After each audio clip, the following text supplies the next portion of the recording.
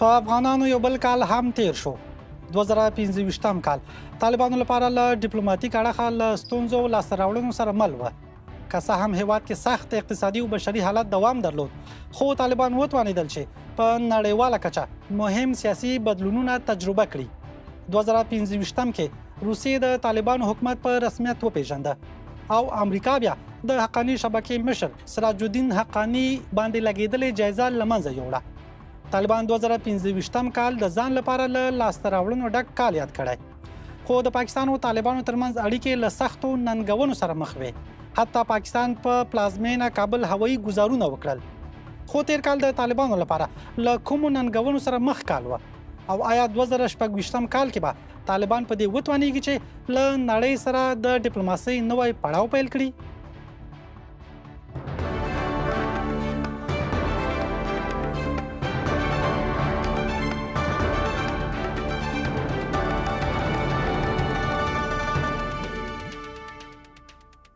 سلامونه جوړ په خیر زه روح الامین میازایم نن د نوي کال لومړنۍ ورځ ده نړیوالې رسنۍ په دې ورځ د تیر کال مهمې پیښې ارزوي نن موږ سپړنه کې د طالبانو په ډیپلوماټیکو اړیکو له خپلو میلمنو سره بحث کوو خو مخکې له دې چې دغه بحث پیل کړم لومړی چمتو شوی راپور خپروو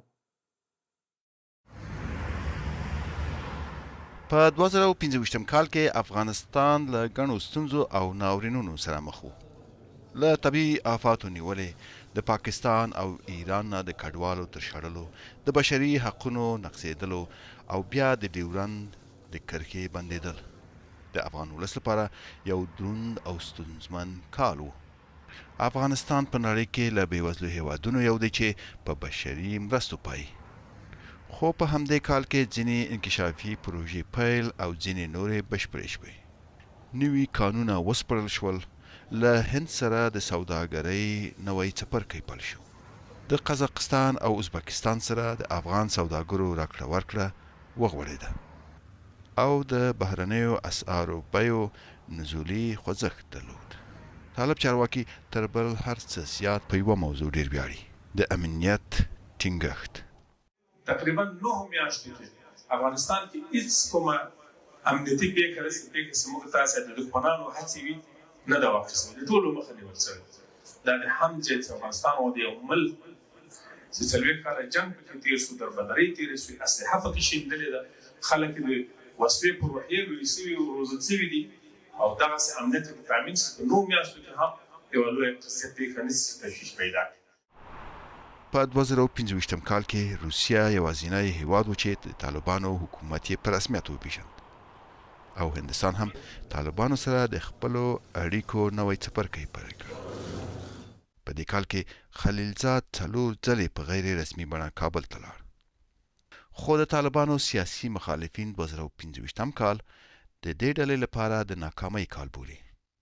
د طالبانو لپاره تیر کال د شاتګ ماتې او ډیپلوماټیکو اړیکو د ړنګېدو کال و د نړۍ عامه تګلاره د طالبانو واکمنۍ غندنه انزوا بندیزونه او یوازې د اړتیا پر مهال لنډمهاله معاملې دي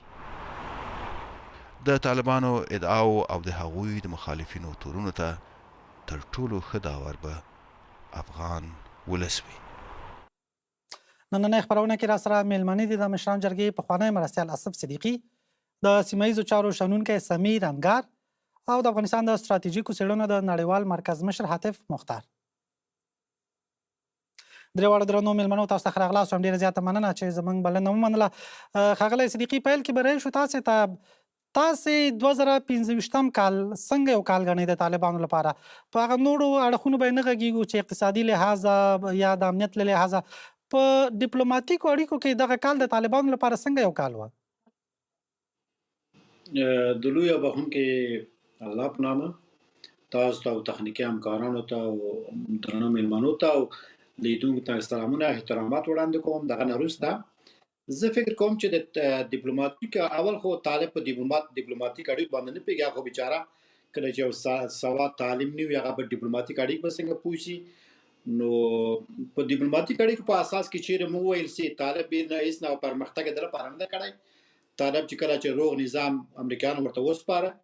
هفتهوار $40 میلیون پیسې ورته لیکي مګر دوی ونه شو کړی چې هغه خپل هغه بیا د دوی هغه معنوي پلار چې خلیلزاد ده چې د طالبانو لخوا پیسې هم ورته ورکول کېږي، امتیاز هم ورته ورکول کېږي چې خلیزات ورته لابیګري وکړي او د دې په څنګ کې ورته مشوره هم ورکړي، نو بیا هم دوی ونه کولی شو چې ډیپلوماټیک اړیکې ټول دنیا سره جوړ کړي. یعنې که چیرې ډیپلوماټیک اړیکې په دې معنی وي چې یوازې خلک لکه څنګه چې دوی اروپا کې په جرمني یا په ناروې یا په سویډن کې دوی یوازې قونسلګري برخه چې دوی ورته ورکړل شو، دوی فکر کوي چې دا پرمختګ نه، دا یوازې هغه په قونسلګرۍ کې د اسناد او د مهاجرو د مجرمینو د لېږلو لپاره چې مخکې به دغه اروپایي هېوادونو لپاره ډېر قیمت پرې تمامېده، د هغوی وکولی شو چې څنګه دغه ډایرکټ افغانستان ته ولېږي. یعنې دلته ډیپلوماټیک اړیکه موږ نشو ویلی. او د دې په څنګ کې په نورو مثلا کې چېرې د روسیې موضوع دوی یاد کړي، کله یعنې روسیه دوی په رسمیت وپېژندل، زه فکر کوم نه کوم چې دوی لپاره به ګټه د لپاره کړې، د لپاره طالب لپاره دوه تاوان وکړه. یو خو دا تاوان وکړه چې روسیه داسې فکر د دنیا ته داسې یعنې طالب داسې ښکاره کړه خلکو ته چې طالب یوازې ما پورې لري او زه د دوی هغه پخوا سپورټ به او برنامې به یې ما لخوا نه و چې نور دنیا ته د سره نږدې نیسي. بله ګټه دا و چې دنیا طالب ته نور نږدې نیسي، نور دنیا داسې بې اعتمادي د طالب په اړه بې اعتمادي فضا رامنځته کړي چې تر څو دوی ونه شو کړی چې طالب په رسمیت وپېژني او دغه برنامه هم تعقیب کړي. او درې موضوع دا ده چې روسان په افغانستان کې د افغانستان په آبادولو کې هیڅ نوع نقش که چیرې موږ په دې 25 کاله کې وګورو، په افغانستان کې داسې خاص همکاري افغانستان سره نه درلود او نه داسې خاص تجارتي اړیکې موږ ورسره لرو. د بنا نه اوس هم چې د غرب نه حمایت کومکونه چې کېږي د غرب لخوا نه ورته کېږي، یعنې افغان ولس سره بنا د روسانو رسمیت پېژندل د طالب لپاره د ګټې نه تاوان زیات کړی. او د دې په څنګ کې چیرې موږ ورته وګورو پاکستان چې د هغوی معنوي پلار ته ورته ویل کېدل، همالته دوی روزل کېدل، حمایت کېدل، نن تاسو وګورئ چې هلته هغوی پاکستان سره ډېر قوي مواجه ده او پاکستان داسې یو ملک ده چې په افغانستان په دې 50 کاله کې چې همیشه په سیاست کې برلاسي و د هند د نورو هېوادونه، یو خو دا ده چې 2600 کیلومتر چې موږ سرحد لرو او د دې په څنګ کې ژور اطلاعاتي روابط چې یو نیم خلکو سره درلود، لکه څنګه چې طالب سره درلود، لکه څنګه چې د روسانو مقابل کې مجاهدین سره درلود. بنا زه فکر کوم چې د طالب نږدېوالی هند ته د طالب تاوان د لپاره کې چې زیات متضرر او ګټه دواړه حالت کې د پاکستان لخوا طالب ته ډېر زیات رسېږي نظر هند ته، او څومره چې هند ته دوی نږدې کېږي د ګټه په ځای به تاوان زښته ډېر وي. ولې د لپاره چې په هند سره موږ داسې نږدې سرحد نه لرو او د دې په څنګ کې تاسې اوس وګورئ چې په افغانستان کې چې اوس دغه تورخم دروازه چې تړل شوی ده، اولیا خوراکي مواد چې طالب یې وایي چې قیمتونه تغیرات کړي راغلي، فکر چې ولس سره ما تاسې په تماس کېږو، هغه اولیا خوراکي مواد چې لکه اوړه، غوړي، وریجې قیمتونه لوړ شوی ده او د دې په څنګ کې موږ مریضان چې موږ ستونزه درلود او لرو یې غټ مشکل هغه کې ده. بلکې چیرې طالب ډیپلوماټیک اړیکې یادوي، تاسې اوس وګورئ چې موږ افغان مهاجرین د ایران لخوا نه د هغوی د سرحدي پولیسو لخوا نه ووژل سو او د دې په څنګ کې هلته موږ افغانان چې د وطن نه تښتي په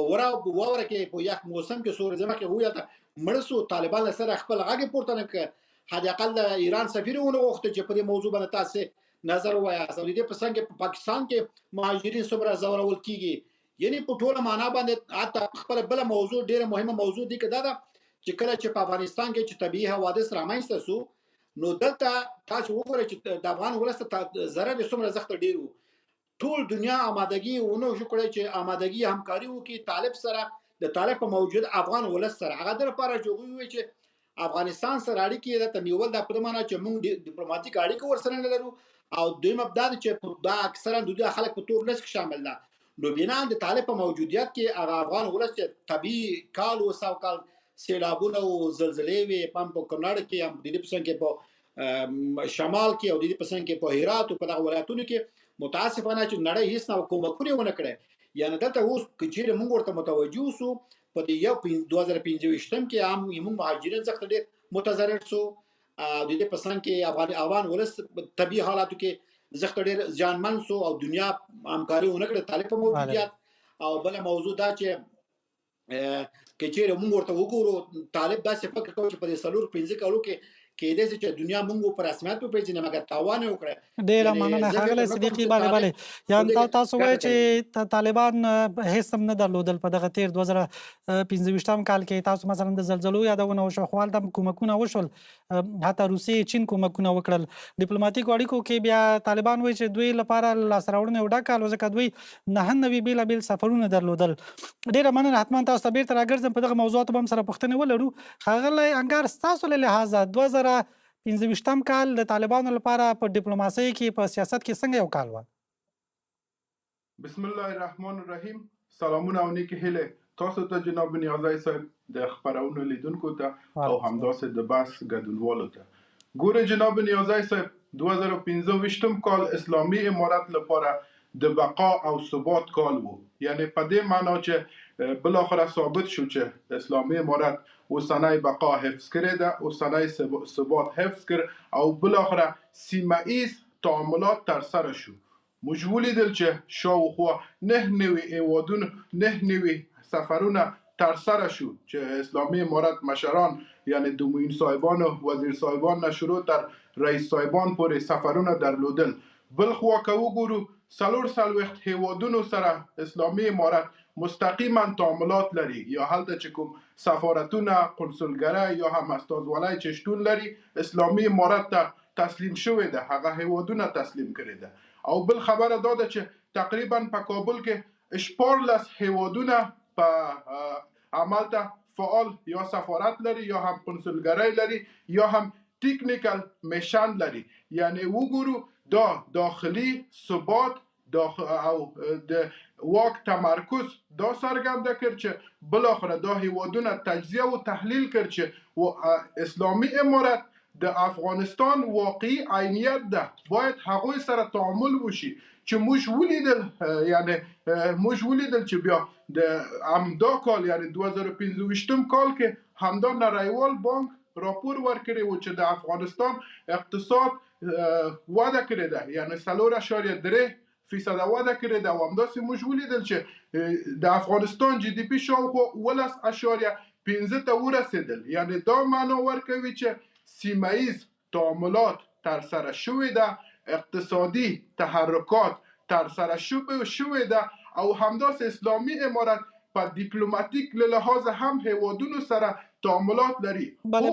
ښاغلی انګار، رسمیت نه لري هغه بیله مسله ده. او همداسې جناب نیازی صاحب روسیه په رسمیت وپیژندل، یعنی اسلامی امارت دیفاکتو استیت و. اوس چې روسیه په رسمیت وپیژندل د حقوقي لحاظ اوس اسلامی امارت د دیفاکتو استیت او دیجور استیت ترمنځ واقع شوی ده د حقوقي لحاظ. او بل اړخ ته که وګورو دا چې اوس د اسلامی امارت مشران سفر کوي، نور هیوادونو ته ځي یا روسیې ته ځي یا حتی اروپایي هیوادونو ته ځي، دا معنا ورکوي چې هیوادونه اسلامی امارت سره انګیجمنت لري، تعامل لري. او دا چې رسمیت نه لري دا یو حقوقي مسئله ده. بله په همدغه رسمیت وکاتم شو. بله رسمیت لري. بله ښاغلی انګار، مخکې یادونه وشوه چې یو شمېر هیوادونو کې چې طالبانو ته ډیپلوماټیک استازولۍ ورکړل شوې، هغه د دې له امله نه دي ورکړل شوي چې طالبان په سمه روان دي، هغه د دې له وجې نه ورکړل شوي چې یو ډول نړۍ اوس اړتیا لري. مثلا په اروپا کې نړۍ یا اروپا اړتیا لري چې له طالبانو سره د دې لپاره تعامل وکړي چې د افغان کډوالو موضوع باندې ورسره بحث وکړي، یا بیرته که افغانان لیږل کېږي افغانستان ته ډیپورټ کېږي په هغې ورسره خبرې وکړي. نو په دې برخه کې د رسمیت پېژندلو موضوع کې کتم شو چې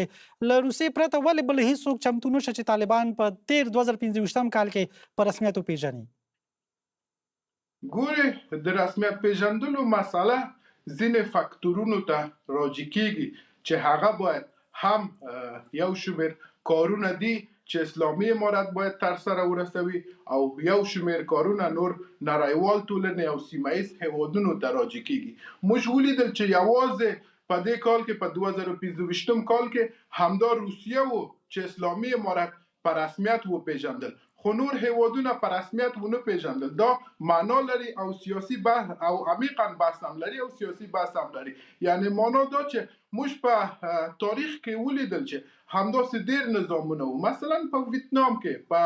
1955 تر 1900 شاوخوا اویایم کال کې یا 15 اویایم کال کې امریکایان هلته 20 کال شتون درلودل. پس له هغه نه چې ویتنام نه هغوی لاړل، بیا په ویتنام کې داخلي جګړه پیل شو، خو بالاخره 1980 نه تر 1990 پورې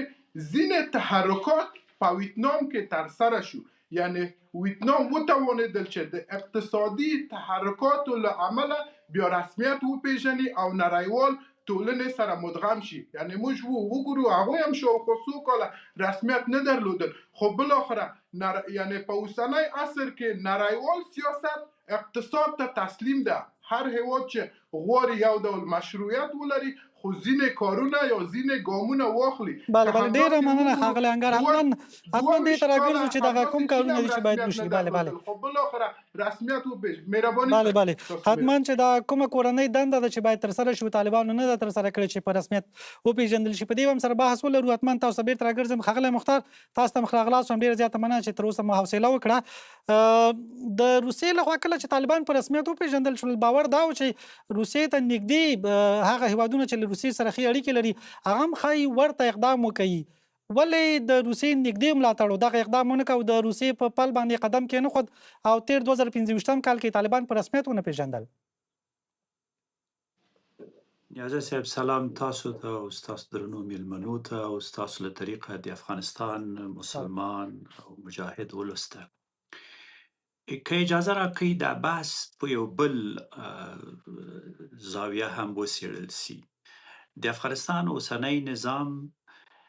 د ډیفکټو حالت نه ډیژور خواته نه ده تللی. یعنی مونږ په علمي او اکاډمیک لحاظ دوه فکټ لرو، یا ډیفکټو ده یا ډیژور.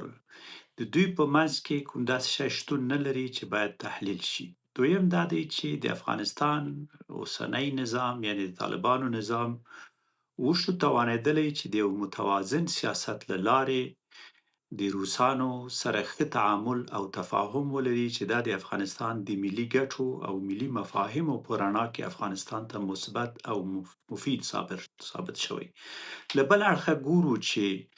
ازبکستان او ترکمنستان او ایران د افغانستان سره په ستراتیژیک لحاظ او په اقتصادي لحاظ تقریبا ښه روابط او ښه تعلق لري. د پاکستان په هکله د افغانستان ستونزه او د افغانستان معضله، افغانستان مجبور دی د نړیوالو قوانینو تر سوري لاندې هغه دی باید د پوزیشن آف سټرنګ یا د قدرت د موقف نه خبرې وکړي، ځکه افغانستان نه د پاکستان مستعمره دی او نه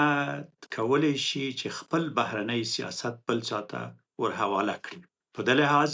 د طالبانو ستراتیژیک موقف په د هکله د ستاینو وړ دی او د افغانستان د ملي ګټو په رڼا کې ملت محوره سیاست دی، ځکه افغانستان یو آزاد او خپلواک ملک دی. د نړیوالو قوانینو تر سوري لاندې د حق ته چې خپلواک آزاد بهرنی سیاست ولري. د ایران په متعلق چې دلته وویلی شو، د ایران سره د افغانستان د کډوالو ستونزه یوه تاریخي ستونزه دی. یعنی په تیرو 15 کلونو کې افغانستان په استخباراتي او ستراتیژیک ډګر کې ناکام و، په دې معنی چې ایران او پاکستان، روسان او امریکا هم په افغانستان کې خپلې اهداف درلود او ځان ته خپل ستراتیژیک موخې درلود او ځان ته خپل خلک ګمارلی وو. خو طالبانو وشو توانېدلی چې په افغانستان کې د قدرت جزایرو ته د پای ټکی کېږدي. په افغانستان کې د دوی د افغانستان د اسلامي امارت د طالبانو په اولنی تحریک کې مولا عمر رحمت الله علیه فقید وشو توانېدلی چې افغانستان د یو بشپړ تجزیې نه وژغوري او افغانستان ته یو تعریف ولري. خو متاسفانه چې سناریو په دې خطه کې د تبدیل حالت ته راغی. په دې لحاظ اوسنی نظام په افغانستان کې ځینې داسې کارونه کړي چې موږ نشو ورنه کولی، په علمي، سیاسي او فکري لحاظ موږ نشو کولی ورنه انکار وکړو. بله، خو زما مشخصه پوښتنه دا وه ښاغلی مختار، زما مشخصه پوښتنه دا وه چې کله چې روسیې په رسمیت وپېژنده باور دا کېده یا اټکل دا کېده چې ښایي روسیې ته نږدې هیوادونه هم ورته اقدام وکوي او طالبان په رسمیت وپېژني، خو ولې نور هیوادونه مخته نه شول؟ ولې د روسیې نږدې ملاتړي او متحد هیوادونه مخته نه شول، طالبان په رسمیت ونه پېژندل؟ زما باور دا دی چې تاجکستان او ازبکستان او ترکمنستان د طالبانو سره ښه روابط لري چې دوی د روسانو اوس هم د ستراتیژیک اقمارو په برخه کې راځي. دویم دا دی چې هر ملک په ډیپلوماټیک لحاظ خپل حق لري چې د افغانستان سره څه رقم یا څه ډول تعلق ولري، اما د یو ناپېیلي او متوازن او ستراتیژیک سیاست په نتیجه کې افغانستان کولی شي چې د روسانو او چینایانو او امریکایانو په منځ کې یو ناپېیلی او متوازن ستراتیژیک سیاست ولري. که اجازه راکړئ دا هم باید وویلی سي چې طالبانو په دې خپل یو کلن سفر کې وشو توانېدلی چې تقریبا د قوش تیپې دا ستر پروژه بشپړتیا ته نږدې کړي. طالبانو شو توانېدلی چې د افغانستان غټ ښارونه سره وصل کړي. د نیویارک ټایم د راپور پر اساس طالبانو شو توانېدلی چې په کابل کې 190 پروژې تکمیل کړي. د هغه پروژې چې هیڅ زورواک او بلواک په افغانستان نشو کولی تکمیل کړي. او راځي په دې لحاظ خبرې مې ټولول. اقتصادي اړخ باندې بل وخت سره بحث وکړو. خبرې مې ټولول. بله مهرباني. مهرباني وکړئ. نن به په ډیپلوماټیکو اړیکو سره بحث ولرو چې په ډیپلوماسۍ کې طالبان څنګه. ډېره مننه، حتما تاسو ته بیرته راګرځم. ښاغلی صدیقي، تاسو مخکې یادونه وکړه چې طالبانو هیڅ ډول لاسته راوړنې نه درلودې، خو طالبان بیا وایي چې د روسیې لخوا په رسمیت وپېژندل شول، له هند سره د اړیکو نوی پړاو پرانیستل شو، له هند سره د دوی تګ راتګ زیات شو، تاجکستان سره اړیکې ښې شوې. نو بیا تاسو څنګه وایئ چې هیڅ لاسته راوړنو څخه تش یو کال و د طالبانو لپاره؟ یو خو دا ده چې هغه چې کله ویل کېږي چې لمر په دوه ګوتو نه پټېږي. موږ هلته کله چې موږ هلته بحث کوو، خبرې کوو، د ولس ټولې موږ خبرې اوري، تحلیل او خبرې به ولس ته پرېږدو چې ولس به په دې باندې قضاوت وکړي. په اصل موضوع دې کې دا ده چې که چیرې طالب وایي چې زه موافق یم په 2025 کې، ته ما ته ووایه چې طالب په کوم شی کې ته موافق یې. مثلا که چیرې اسیا میانه سره دوی غواړي تجارتي روابط په اړه باندې، هغه خو د هغوی نه موږ واردات لرو، یعنې صادرات موږ نه لرو. نه خو طالبان هم دغه لاسته راوړنې یادوي ښاغلی صدیقي، مخکې چې ما ورته یادونه وکړله. یعنې جناب نیازی صاحب که چیرې لاسته راوړنه دا وي که نه چې موږ همیشه واردونکي هېواد واوسو او برعکس صادرات ونه لرو. دا خو لکه ایران اوس ټول شی موږ واردونکي یو او صادرات له سره موږ نه لرو. نه زما هدف د اړیکو موضوع کې و. بله ښاغلی صدیقي، زما هدف د اړیکو په موضوع کې د اړیکو موضوع چې دا د اړیکو موضوع بخښنه غواړم اسیا میانه د لپاره چې هغه وایي چې طالب خو یو افراطي ډله ده، خو نو ښه پېژني نه بد پېژني، لکه څنګه چې پاکستان معنوي پلارو هغه سره چې کله په مشکل مو واوښتو ما سره به خامخا مشکل جوړي، هغه په خپل هغه درمیانه سیاست هغه اختیار کړی چې څنګه د طالب نه ضرر ماته ونه رسیږي. یو خدا موضوع ده چې مثلا یو شمېر هیوادونه تاسو شوی چې ویره درلوده چې له طالبان سره دوی جګړه نشي یا طالبانو نه ورته خطر متوجه نشي، خو د روسیې موضوع روسیه ولې چمتو شوه چې طالبان په رسمیت وپېژني؟ نیازی صاحب روسیه خو د لپاره چې هغه څوک کله چې مولا اختر محمد منصور د هیبت الله نه مخکې د پاکستان له خاورې نه ایران ته لاړه، د ایران او روسانو سره اړیکې سره جوړ کړي، هغه اړیکې روسانو سره ښه کله چې برته د ایران چې پاکستان خاورې ته دننه کېږي، د امریکا له خوا نه وژل کېږي، هغوی پرې خبرې کوي چې د اړیکې امریکا او روسانو سره جوړ شو. یعنې دا په دې معنی چې روسان کله چې په افغانستان په بدبختیو کې د پروژو په مخنیوي کې دا نن چې موږ د کرسمس چې ګورو چې د دنیا څومره ښکلې کوي، طالب هر ورځ کرسمس داسې لمانځل چې هر ورځ به خلک وژل، انفجار انتحار به یې کوله، دا پلونه هر څه به یې ویجاړوله. او اوس چې دا روسان د لپاره چې ما مخکې تاسو اشاره درلود، د روسانو نه تاسو وګورئ چې دا په افغانستان کې چې موږ اثر بدبختی چې لرو د روسانو له وخت نه لرو. کله چې په 40-50 کاله مخکې چې همدغه روسان افغانستان ته حملې وکړې، متضرر موږ افغانان وو. د اصلي مشکل د افغانستان د روسي له وخته شروع شو. یعنی همیشه د روسانو له خوا موږ لپاره تاوان رسېدلی نه ګټه اوس هم چې نو دا نه زما پوښتنه دا وه طالب ښاغلی صدیقي هغه څه و داسې چې طالبانو کړي وه طالبانو په درسته توګه خپله دنده ترسره کړې وه چې روسیه راغله او طالبان یې په رسمیت وپېژندل داسې څه کړي وه جناب نیازی صاحب لکه څنګه چې روسیه هم داسې یو هغه داسې یو افراطي او د دې په څنګ کې داسې یو ملک ده چې همیشه لکه په اوکراین چې حمله کړې لکه چې په افغانستان حمله کړې هغه یو ملک ده د ټوپک په زور باندې نظامونه جوړي د طالب او د روسي مفکورې یو رقم ده او د دې په څنګ کې لکه څنګه چې روسیه یو وخت واګنر ټیم درلود په خپل اوکراین په نورو افریقایي هیوادونو کې اوس طالب د داعش په مقابل کې فکر کوي چې دا ما لپاره یو واګنر ده یعنی دا غواړي چې د داعش پروژې مخنیوي وکړي په حقیقت کې روسان چې دا دوی په خپل هم دا وایي چې موږ د طالب نه د لپاره راضي یو چې د داعش په مقابل کې وجنګيږي چې څنګه داعش د آسیا میانې خواته بل اخره موږ خواته نفوذ ونکړي د خپل د امنیت لپاره د خپل ګټو لپاره داسې یو کار کړی نو دا فکر نه کوئ صدیقي صاحب بله صدیقي صاحب فکر نه کوئ چې دا هم د طالبانو لپاره به یو لاسته راوړنه کیدای شي چې دوی بالاخره روسیې په دې قانع کړي چې موږ د داعش مخه نیسو موږ داعش ځپو تاسو موږ په رسمیت وپېژنئ خو جناب نیازی صاحب کله چې دوی په رسمیت پېژندلی په دې کې افغان ولس څومره ګټه کړې دا مې ووایه کله چې طبیعي حوادث په افغانستان کې راغی که نه او د دې په څنګه هغه پروژې نیمګړې پروژې چې د روسانو له وخت مثلا جنګلات مثلا دا سالنګونه چې نقشې دې سره وي او د دې په څنګه نور برنامې پروژې چې روسانو سره وو آیا په افغانستان کې ته ماته وایي چې څومره پروژې افغان کومکونه چې د غرب له خوا افغانستان څه وایي دا روسانو چې نن به موږ سره څومره کومکونه کړي وي بیا خاصا په دغه حالاتو کې د تعلیمي بخش کې د تعلیم په بخش کې اسکالرشپ موضوع د پروژو په بخش کې د کومکونو په بخش کې یعنی زه دا وایم چې اوس خو داسې ده چې موږ باید د هوښیارتوب نه د فرصت نه باید استفاده کړې وای په دې مثلا دا ټوله دنیا اوس چې هند څومره پرمختللی هېواد ده په دنیا کې څلورم اقتصادي هېواد ده هم په نظامي هم په اقتصادي دواړو کې مګر بیا هم پخوا اړیکې روسیې سره ښه اوس اړیکې غرب سره ښه کړی هغه د لپاره چې پوهېږي چې دلته مې اقتصاد او نظامي دواړه هلته زه پرش کړم برعکس څومره همدغه آسیا میانه چې دوستان یادوي آسیا میانه چې هغه ملکونه چې روسیې سره اړیکې لري د هغوی ژوند په ډېر بد حالت کې قرار لري نه اقتصاد جوړ ده نه نظامي بنا موږ نشو کولی چې هغه ملک چې خپله دربدري وي چې موږ وکړو هغه پسې ولاړ شو ډېره مننه استقلالات موږ په ځای باید خپل ډیپلوماټیک خپل ګټو لپاره باید متوجه اوسو مګر متاسفانه چې طالب دغه استفاده ونه کړه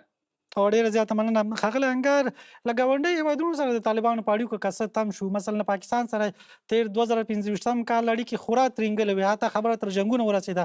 پاکستان په کابل باندې بریدونه وکړل په خوست پکتیا او په ځینو نورو ولایتونو سپین بولدک ځینو نورو سیمو کې بریدونه وکړل طالبانو هم پاکستان سره د ډیورند په کرښه باندې جنګونه وکړل له پاکستان سره اړیکې خورا ترینګلې شوې له ګاونډیانو سره بیا اړیکې څنګه وي مثلا د تاجکستان یادونه کوو که چېرته تاجکستان ته د طالبانو تګ راتګ زیات شوی خو هلته په تاجکستان کې د 3 چینایي وګړو د وژل کېدو وروسته هلته هم د هغوی سره اړیکې ترینګلې شوې په ټوله کې له چین سره له ایران سره د افغانستان له ګاونډ سره د طالبانو اړیکې څنګه تاسې ارزوئ ګوره جناب نیازی صاحب د اکثره سیمه‌ایز هیوادونه افغانستان ته د یو فرصت او اقتصادي فرصت په سترګه ګوري که همدا مشترک المنافع هیوادونه دي یا د منځنۍ آسیا هیوادونه چې دي هغوی افغانستان ته د یو اقتصادي فرصت په سترګه ګوري یوازینی هیواد چې په همدې سیمه کې شتون درلودل په منځنۍ آسیا کې هغه تاجکستان و چې افغانستان نه ځینې اندېښنې درلودل ځکه چې موږ همدا تاجکستان سره شاوخوا 1450 کیلومتر مشترکه پولې لرو او هغوی اندېښنه درلودل خو اوس هم د هغوی اندېښنه رفع شوې ده او په مجموع کې د تاجکستان پالیسي بیا افغانستان ته او نور هیوادونو ته همداسې امنیت محوره ده بیا ازبکستان چې دی افغانستان ته او نور هیوادونو ته اقتصاد محوره پالیسي لري او ډېر ریالیستیک یعنی عملګرا دي او په ضمن کې ترکمنستان هم افغانستان ته ډېر دلچسپي لري او غواړي چې د اقتصادي لحاظه او ترانزیتي لحاظه په افغانستان کې انوالو اوسیږي یعنی دخیل اوسیږي او همداسې که وګورو په سیمه کې جناب نیازی صاحب همدا ترکمنستان و چې د تاپی پروژه یعنی دا یونیکال پروژه اصلا خدا یونیکال و درش کال مخکې بیا تغییر شو تاپی شو خدا تاپی پروژه یعنی تحرکات شروع شو چې اوس 14 کیلومتر یا دل افغانستان ته رسیدلې ده او کار روان ده چې بالاخره تر پاکستان پورې ورسیږي او بل خبره دا ده چې همدا تاجکستان و نور هیوادونه قزاقستان دا کاسازر پروژه باندې کار کوي چې هغه برق لاین ده هغه انتقال شي او همداسې نور سیمایز اتصال په سیمه کې رامنځته شوې ده یعنی اکثره هیوادونه حتی موږ ولیدل چې اوس دا داود خان قبلی پلان چې همدا د کاشغر واخان کوریدور و چې بالاخره په سیمه کې یو سیمایز اتصال رامنځته کوي یعنی سنترال ایشیا ساوت ایشیا او دا شرقي آسیا چې ده دا چین و نور هیوادونه چې ده بالاخره وصلیږي د افغانستان له هغه نه له زاویې نه دا پروژه باندې اوس کار روان ده او همداسې سیمایز هیوادونه هم دا غواړي حتی موږ ولیدل چې همدا اندیان د افغانستان او د خپل ګټې په خاطر 250 میلیون دلار په همدې لاس کال کې چابهار باردر باندې مصرف کړی ده یعنی هغوی خو اندیا مولټي ویکټور پالیسی لري یعنی راتلونکي ته فکر کوي او ستراتیژیک پلان لري چې بله خو پوښتنه هم ده هغه لنګر پوښتنه ده چې دغه هیوادونه چې مثلا تر ډیره پورې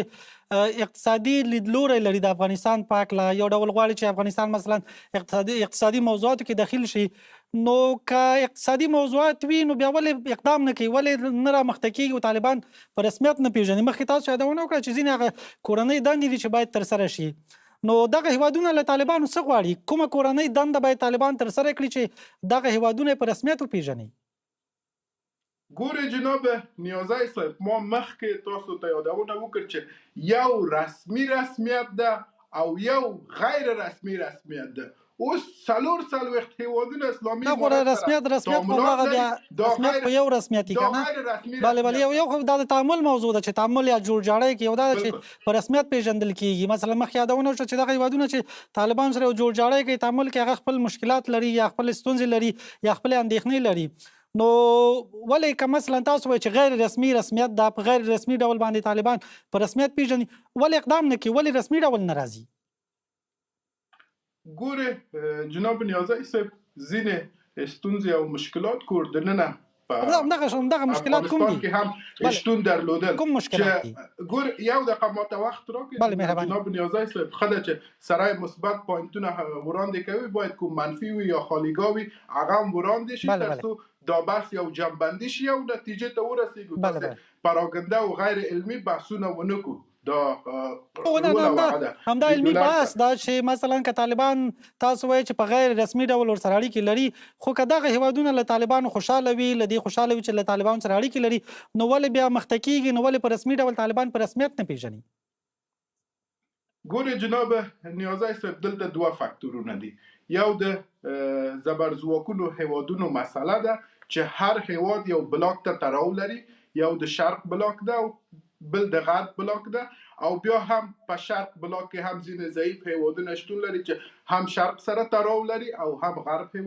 بلاک سره تړاو لري یو خبره او بل خبره پاتې شو جناب نیازی صاحب داسې ده چې په 21 پیړۍ کې سیاست دایمي دوست او دایمي دشمن نه لري او په اوسنۍ شرایطو کې ځینې ستونزې شته دي یعنی معنا دا چې ځینې خالیګاه یا ځینې مشکلات کور دننه په افغانستان کې شته دي باید یو ښه حکومتولي ایمیج نړیوالو ته وړاندې شي موږ دا منو چې دا تحرکات اوس اقتصادي تحرکات رامنځته شوې ده اما که وګورو بل خواته یو نیم لږه زموږ مسلکی کسان لارل یعنی په وزارتونو کې د مسلکی کادرونو ضعف لیدل کېږي یو خبره ده چې نړیوال رسمیت پورې تړاو لري چې موږ یعنی مفصله ژبه مشترکه ژبه نړیوال ټولنې سره نه لرو چې هغوی ته قناعت ورکړو دویم ځینې اندېښنې دي هم د ولس اندېښنې دي او هم د نړیوال ټولنې د ولس اندېښنې دا دي چې باید د مکتب او مدرسې ترمنځ دا وطن چې رامنځته شوی ده هغه باید له منځه لاړ شي یعنی د ارګ او د محراب منبر ترمنځ چې کوم وطن رامنځته شوی ده هغه باید له منځه بله ډېره مننه ښاغلی انګر حتما تاسو ته بېرته راګرځم هغه څنګه له منځه هغه څنګه له منځه ځي. خلک باید په حکومتداري کې شامل شي، یعنی بله. ټول شموله چوکات رامنځته شي. او بل خبره دا ده چې ځینې اساسي او اصلي غوښتنې دي، همدا مثلا بله بله دا د حتما بیرته مکتب و راګرځو. پوهنتون بله و بله ښاغلی انګار، پوهنځی مسئله ده. بله بله حتما راګرځو یعنی بیرته. تاسو ما ته یو دقیقه وخت راکړئ. د اسلامي امارت مشران تدبیر لري چې دا مکتب و پوهنتون و پوهنځی مسئله ځینې نور اختلافي مسایل چې دي دا په یو ستره لویه جرګه کې حل شي. بله کار ډیره روان مننه. ده، حتما تدبیر تاسو بیرته روان راګرځم ده. ښاغلی انګار. اما دا چې ځینې مشکلات رامنځته شوي ده یا هم د کارونو ځنډ کیږي، په هغه کې هم یو حکمت ده. خو تاسو مطمئن اوسئ چې په نږدې وختونو کې دا داخلي اختلافات چې دي، اختلافات هم نه ده، مشکلات ده، هغه به حلېږي. تاسو حوصله ولرئ. او نو پوښتنه ده چې څونه حوصله 4 کاله پوره شوي دي، بالاخره د طالبانو نو تر کومې پورې حوصله که نه د هر کال چې ضایع کېږي د خلکو د زده کړو د نورو موضوعاتو، نو دا تاوان یې چاته رسېږي؟ خلکو ته. د ملګرو ملتونو وروستی راپور دا ده چې په 2026 کال کې به 22 میلیونه خلک یا افغانان بشري مرستو ته جدي اړتیا ولري. نو هیواد کې هم داسې ستونزې دي په دې هیله چې دغه ستونزې په 2026 کال کې ورسره کمې شي، حداقل هغه نړۍ توجه وکړي افغانانو ته. په هر حال ډېره مننه. تاسو حتما بیرته راګرځم. ښاغلی مختار، د ګاونډیانو په اړیکو کې که بیا هم تم شو، باور دا کېده کله چې طالبان دویم ځل لپاره واک ته ورسېد چې پاکستان به بیا هم له نور مخکې شي، پاکستان به رامخته شي، طالبان به په رسمیت وپېژني. خو داسې ونه شول، اړیکې خرابې شوې. ورو ورو اړیکې تر دې ځای راورسېدې چې 2015 کال کې پاکستان او طالبان سره ښکېل شول، جګړه یې وکړه او پاکستان په کابل باندې بریدونه وکړه. همدا اوس هم سوداګریزې لارې د پاکستان لخوا تړل شوي دي. له پاکستان سره ولې د طالبانو اړیکې دومره ترینګلې شوې په دغه 2015 کال کې؟ که اجازه راکړئ یو دا وخت به هم تفصیلا عدالت پکې وسی. بله. اول دلته دا دی چې د افغانستان د نجونو ښوونځی او پوهنتون تړل هم د افغانستان د ملي قوانینو او هم د افغانستان د ملي ګټو پر ضد دی او هیڅ نوع حکمت پکې نه دی نغښتل شوی. څه حکمت؟ همدا اوس ستاسو نسلونه او ستاسو ځوانان د پردیو استخباراتو لومو ته غورځېږي او هلته بیرته د خپل خاورې او د خپل جغرافیې پر ضد استعمالیږي. دکې هیڅ حکمت نشته دی. طالب دې دا ومني چې افغانان د خپلو نجونو لپاره د تعلیم او تحصیل حق غواړي او دا انساني، اسلامي، ملي، اخلاقي، شرعي، تاریخي غوښتنه دی. په ده کې موږ نشو کولی چې داسې موضوع مطرح کړو چې هغه د افغانستان د ملي ګټو سره سمون نه خوري. د افغانستان ملي ګټې په دې کې نغښتې دي. دویم موضوع دلته دا دی چې دلته د روسانو سره د تعلق خبرې وشو. افغانستان نشي کولای چې روسانو سره ښه تعلق ونه لري. که هر هیواد چې خپل متوازن او ناپییلی سیاست ولري هغه کولی شي ورو ورو د انزوا نه ووځي. روسان او امریکایان او د چینایانو سره افغانستان باید د تعامل او تفاهم او متوازن سیاست ولري. متوازن سیاست دا معنا دی چې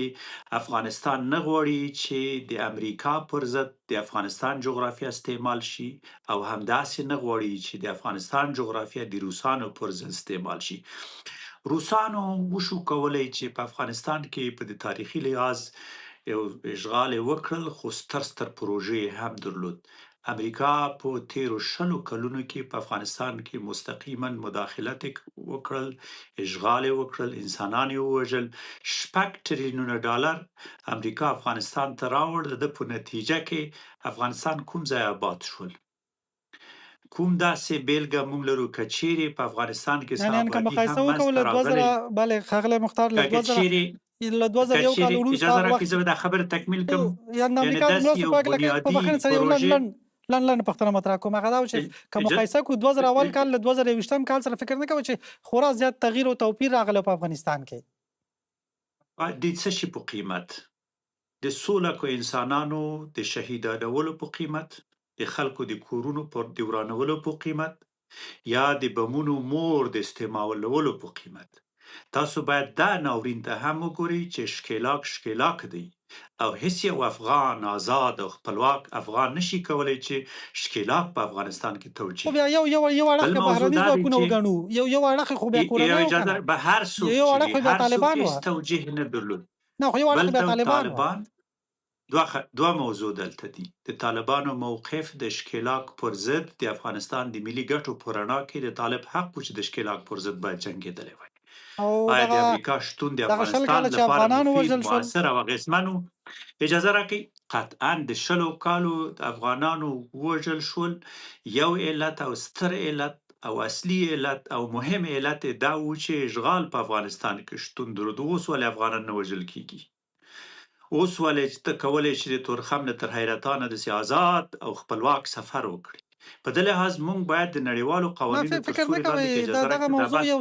دا بحث څه وغځوو یو څه جالبه نه ده چې اشغال راځي بهرنیان کې ستاسو په وینا خو بیا وژل کېږي د افغانان پکې شل کاله د افغانانو وژل شي زمونږ په وینا نه امریکا ستراتیژیک ډپارټمنټ په خپل اعلان کوي چې موږ په افغانستان کې اشغال وکړ او په خپل اشغال کې په افغانستان کې ناکام شو امریکا په خپل وایي چې زمونږ په دې 21م پیړۍ کې تر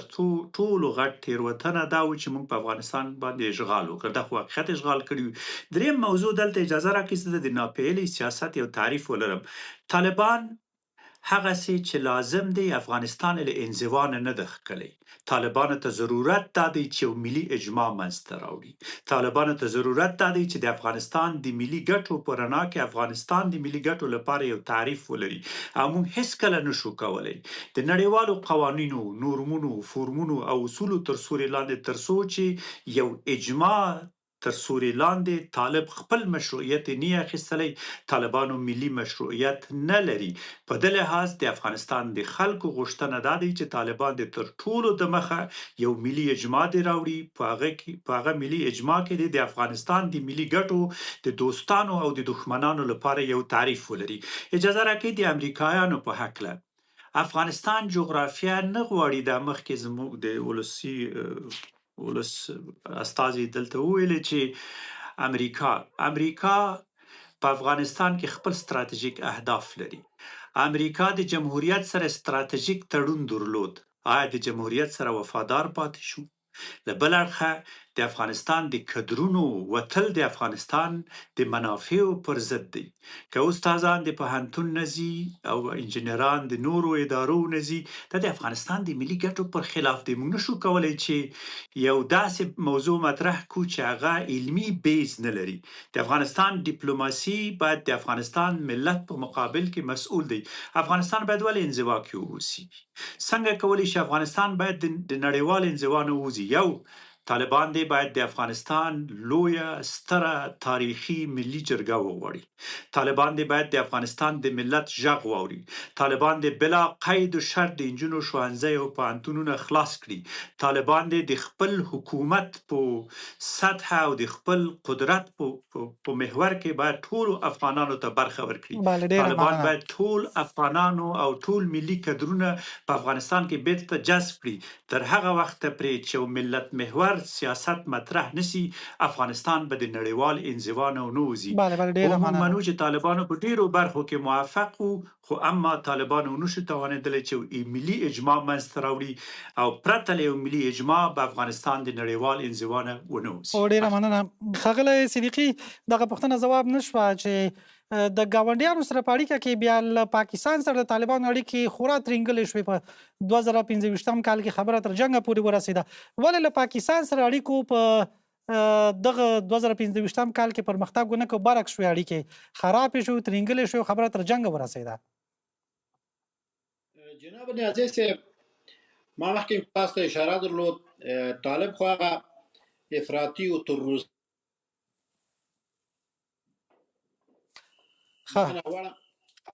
بخنه وړه ما مخکې اشاره درلود طالب هغه افراطي تروریستي او ظالم ډله ده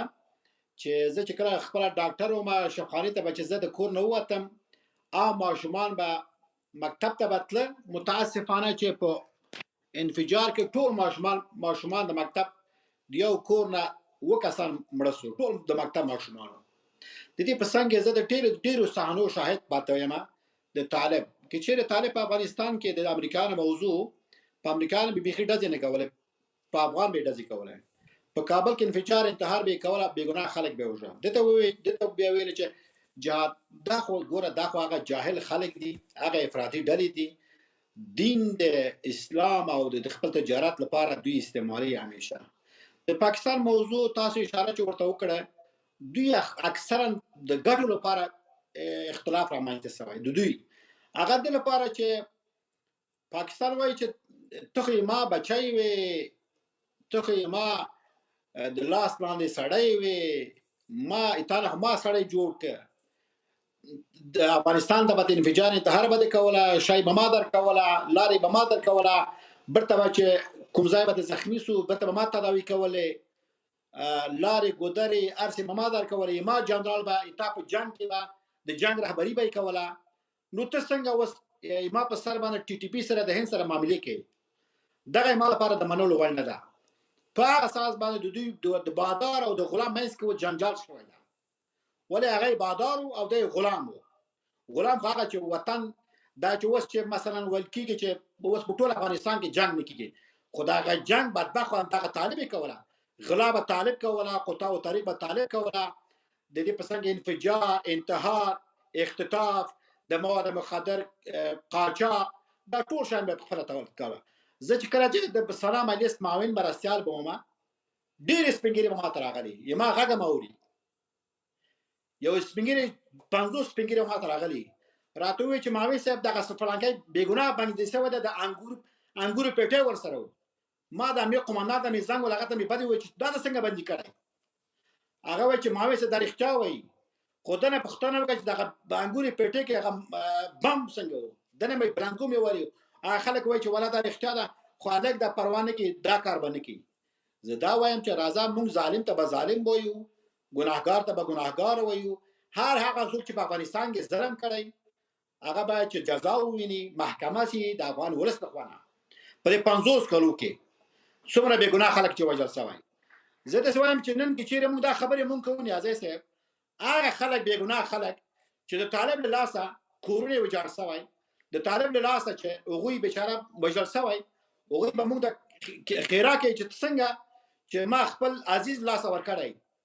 یعنی زه په طالب په انتحاراتو کې زه خپل سوزه برابر شوی یم. هغه وخت ورزه یا به د طب د کابل د طب محصل به وم او یا به زه ډاکټر او مشقت وکړم. دا غسانی مې زخت ډیر لري. زه دا وایم چې طالب بې ګناه خلک دی وواژه، ام تا خو جنگ امریکا سره ونه تا خو د افغان ولس سره وکړه. اوس چې د طالب او د پاکستان جنجال چې دا اصل موضوع دا ده چې هغه ورته چې بچو څه چې ته وایم زه چې وایم ته هغه مالکه هغه د لپاره چې یما د لاس سړی سماته خونړی سیدام باندې د منلو ول نه ده. ته څنګه وست ټي پی سره حمایت کې د دې په څنګ کې حتی دغه نن د دوستانو سره کېدم په غور بادغیس کې د طالبان ما غاوري د دوی استخبارات ول جلب جذب د داعش پروژه باندې دغه داعش پروژه جذب جذب چې څنګه وکول د داعش پروژه نور دنیا ته وريږي او ډېر مننه خغلی صدیق القاعده نور افراطي ډلې ډېر مننه چې د طالب په موجودیت کې متاسفانه چې تاسو وسو ګورئ چې چیرې طالب واقعا خوای په افغانستان کې سره قدر پاتې نشو. حتی زه په شفخانو کې ډاکټرانو سره په تماس کې یم، د ډاکټر په ځای مولا مقرر کړ دی د شفخانه او دې په څنګه ټول ادارات کو تنقیسات برابر کړ. او ډېر مننه صدیقي صاحب. خلک چې په جمهوریت کې زه دا وایم چې و طالبان حالا لپاره هر څه برابر شو، امکانات امریکایان شاید روز پاره $40 میلیون امریکایان درلېږي، امکانات امریکایان درکې، دوحه کې د دې مشران $50,000 امریکایان ورته ورکې. زه دا وایم چې دغه دوستان چې تنازع زه خو دوی خو ډېر معلومات لرم، د دوی کور ودانه او هغه خلک چې ما خبرې اوري زه خو ډېر ناسم په دې مجالو. او ډېر مننه خغلی صدیقي چې وخت لږ لرو قبل وخت حتما په دې موضوعات سره خبرې وکړو. په ډېر بخښنه چې وخت لږ لرو که اجازه راکړئ د نورو مېلمنو ته به هم وروستیو کې وخت ورکړم. ښاغلی انګار یو په ډیپلوماسۍ کې چې مهمه دغه د اړیکو توازن ده په ځانګړي ډول له ګاونډیو هیوادونو سره د اړیکو په توازن کې طالبان بیا څنګه و؟ مثلا دوی زیات د پاکستان په ځای بیا هند سره نږدې شول، هماغه علت شو چې له پاکستان سره اړیکې ترینګلې شوې. توازن د اړیکو څنګه په تېر 2015 کال کې د طالبانو له ګاونډیو هیوادونو سره؟ ګوري جناب نیازی صاحب زه لاند یو هغه تفصیل ورکوم بیا راځم ستاسو پوښتنې ته ډېر لاند. ګوري دا چې دلته راځو باید علمي بحثونه وکړو او عقده ګشایي ونکړو یو خبره او دویم خبره دا 2 ځله یعنی په همدې 50 کلونو کې 2 ځله په افغانستان کې اشغال شوې ده یعنی په 1979 کې همدا هغوی راغلل دا روسان راغلل یا شورویان راغلل او په 2001 کال کې امریکا سره له ناتو راغلل دا خو یعنی موږ باندې تیرای شوې ده موږ باندې تجاوز شوې ده چې د نړیوال کنوانسیونونو یا د جنیوا کنوانسیونونو او د ملګرو ملتونو د منشور لخوا که موږ وګورو د امنیت شورا دا خو زموږ باندې تیرای شوې ده دا د امریکا کوم یرغل چې هغه هم منتفی وو یعنی غیر قانوني و جواز نه درلودل او شوروي همچنان دا چې موږ جهاد نادیده ونیسو یعنی کوم کسان چې شوروي سره جګړې وکړ 2 میلیون کسان خپل ځانونه نذرانه کړ شهیدان شو او همداسې تر میلیون پورې رسیږي چې امریکایانو سره ځان ووهل او بالاخره وطن یې له اشغال نه آزاد کړ اوس چې کوم مشکلات شتون لري په وطن کې دا منو دا به حل شي خو که جهاد نادیده ونیسو الحق والانصاف دا هغه د جفا دي افغان ولس سره جفا دي افغان خاورې سره جفا دي او حتی د هغه کس په افغانیت کې هم تاسو باید شک وکړئ چې زموږ جهاد نادیده نیسي ځکه چې موږ قرباني ورکړې ده دا خاورې چې ساتل شوې ده په موږ ساتل شوې نه ده بله ښاغلي صدیقي اشاره درلوده ښاغلی انګار صدیقي اشاره درلوده چې په دغه جنګونو کې له خارجیانو ورهاخوا افغانان زیات وژل شوي دي افغانانو زیاته قرباني ورکړې ګوره که استخباراتي بحث ته راځو خو دلته یوازې اسلامي امارت یا طالبان هلته په سنگر کې وو خو هلته نور ډلې تپلې وو ملک الطوایفي وو جزایر د قدرت وو په هر کوڅه په هر منطقه په هر سیمه یو امپراتور وو یعنی دا ټول د امپراتورانو تر کنټرول لاندې وو څوک دا جګړه کول څوک دا کارونه کول که یو دانې طالب به هغه کول اسلامي امارت کول هغه مشروع و هغه خپل تارګت درلودل مشروع غوښتنې درلودل د جهاد او اسلامي اصولو په اساس نور خو بل کسان کول ځینې تاسو باور وکړئ چې 4 هیوادونه استخبارات په افغانستان کې شتون فعال رقم درول درلودل او بل خبره دا ده چې کوم کس چې مثلا وکیل کېدل والی وزیر تاسو باور وکړئ چې د سفارتونو لخوا ټاکل کېدل ډېره مننه ښاغلی انګار ډېره مننه او بل خبره ستاسو پوښتنې که اجازه راکړئ ښاغلي مختار نه به دا پوښتنه مطرح کړم چون وخت ډېر لږ لرو وروستیو کې به ښاغلي مختار ته وخت ورکړم ډېره مننه ښاغلی مختار 2015 کال په هکله خو موږ سره خبرې اترې وکړلې راځئ په 2016 باندې که لږ تم شو چې په 2016 کې به د طالبانو لپاره کومې ننګونې وي کومې ستونزې به وي په 2015 کال کې د اکثره نړۍ هیوادونو لپاره افغانستان نور لومړیتوب نه درلود د امریکا په شمول باندې ځکه امریکا بودیجې کې افغانستان ته ځای ورنه کړ نو 2016 کې څه فکر کوي چې طالبانو لپاره به څومره له ننګونو ډک یو کال وي یو خبر باید دلته وڅېړل سي افغانستان د نړۍ لپاره ډیر مهم دی ځکه یو مهم او ستراتیژیک او ژیوپولیټیک جغرافیه لري په دې لحاظ هم د روسانو هم د چینایانو او هم د امریکا لپاره ډیر مهم دی امریکا هم غواړي چې په افغانستان کې ځان ته منافع ولري روسان او چینایان هم د طالبانو نه مو غوښتنه دا ده چې راتلونکی کال کې د افغانستان د نجونو پوهنتون او ښوونځی خلاص کړي د افغانستان د ملي منافعو لپاره دی یو تعریف ولري دلته وکیل صاحب عرض وکړل که موږ په مقایسوي ډول د جمهوریت د یو وکیل خیانت او رشوت وګورو نو دې نتیجې ته رسېږي د طالبانو په ټول سیستم کې دومره ظلم او غدر او خیانت نه ده شوی پات شو د افغانانو وژل شوی د افغانانو د شهیدانو وژل اجازه راکړئ زه خپل خبره مې تکمیل کړم خپل خبر تکمیل کم تاسو بیا خپل خبره وکړئ دویم موضوع دلته دا دی په خبرو کې ما غورځېږي په خبرو کې خو ځکه ما غورځه چې ډېر بېادب سړی او تاسو په رسمي ډول غلې په رسمي ډول خیانت کړی بېشرف انسانه بېغیرت انسانه پست انسانه اجازه راکړئ سړی خبرې وکړي ولې په خبرو کې غورځېږي ډېره زیاته مننه له تاسو درې واړو درنو مېلمنو چې خپرونه کې مې سره برخه واخیسته ډېره زیاته مننه درنو لیدونکو او اورېدونکو له تاسو هم ډېره زیاته مننه کوو په دې سره زموږ خپرونه هم پای ته رسېږي تر بیا ښه وخته لا مړ شه